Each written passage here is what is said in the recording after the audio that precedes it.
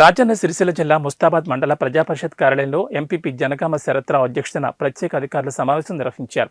ఈ సందర్భంగా వారు మాట్లాడుతూ సర్పంచుల పదవీకాలం ముగియడంతో ప్రత్యేక అధికారాన్ని నియమించడం జరిగిందన్నారు.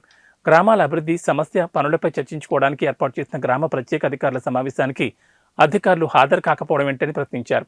గ్రామంలో వేసవి సందర్భంగా ప్రజలకు త్రాగునీటి సమస్యలు రాకుండా చూసుకోవాలని అధికారులను ఆదేశించారు. ఈ కార్యక్రమంలో సెస్ డైరెక్టర్ సందుపట్ల అంజిరెడ్డి, మండల రెవెన్యూ అధికారి కిషన్, మండల అభివృద్ధి అధికారి రమాదేవి, పలు గ్రామాల ప్రత్యేక అధికారులు పాల్గొన్నారు.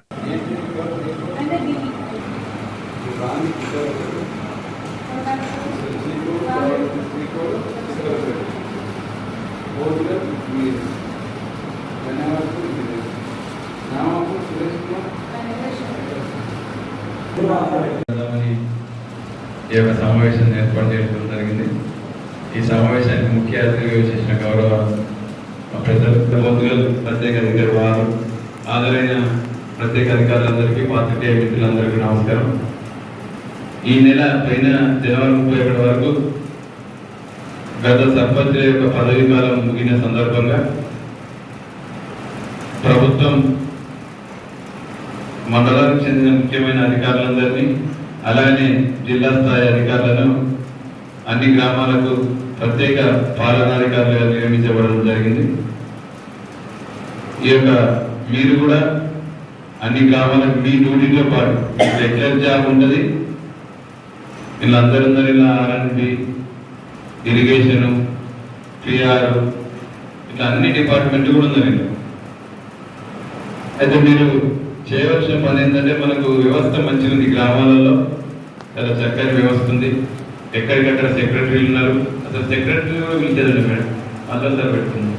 సెక్రటరీలు ఉన్నారు, అన్ని గ్రామాలలో మంచి అనుభవజ్ఞులైన సెక్రటరీలు ఉన్నారు.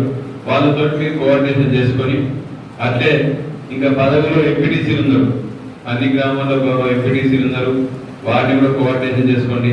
మొన్ననే అయిపోయిన సర్పంచులు కూడా ఉన్నారు. ఎందుకంటే వాళ్ళు ఇద్దరు దాకా సర్పంచే కాబట్టి మనకేమైనా తెలిసిన తెలియకున్న వాళ్ళని కూడా గౌరవ సర్పంచులను కూడా కలుపుకొని ఎంపీటీసీలో పనిచేసారు. వాళ్ళ గ్రామ పంచాయతీ మీద, ఊరు మీద వ్యవహారం నడుస్తుంది కాబట్టి మనము వాళ్ళ కూడా సూచనలు, సలహాలు వాళ్ళని కలుపుకొని పోతే కూడా మంచిగా ఉంటుంది. కాబట్టి తప్పకుండా మీరు ఆ దిశగా ప్రయత్నం చేయండి. మీరు అన్ని గ్రామాల్లో మనకు సెక్రటరీలు ఉన్నారు కాబట్టి మీకు సాఫ్ నడుస్తుంది. మీరు మీ రెగ్యులర్ జాబ్తో పాటు కంపల్సరీగా రోజొకసారి మీ గ్రామాలకు వెళ్ళండి. 2 రోజులు పొద్దున పోయి ఏం జరుగుతుంది, మరొకసారి సాయంత్రం. కాబట్టి తప్పకుండా పని చూసుకోండి. ఇప్పుడు ఎండాకాలం, ఇప్పుడు రాబోయేది ఎండాకాలం. ఇలా ఫిబ్రవరి 7వ తేదీ అంటే దాదాపు ఎండలు స్టార్ట్ అవుతుంది. 2 సమస్యలు ఉంటాయి మనకు అన్ని గ్రామాలు ఎండాకాలం. ప్రధాన సమస్యలు 2 సమస్యలు. నీటి సమస్య ఎండాకాలం గ్రామాల్లో మిషన్ భగీరథ ద్వారా తాగునీరు అందియాలి. ఎక్కడెక్కడ ఏ ఇబ్బంది ఉన్నా కూడా మీ గ్రామాల్లో తాగునీరు అతి ముఖ్యమైనది. ఎందుకంటే ఈ ఎండాకాలం కాబట్టి తాగునీరు చాలా ముఖ్యమైనది. అట్లే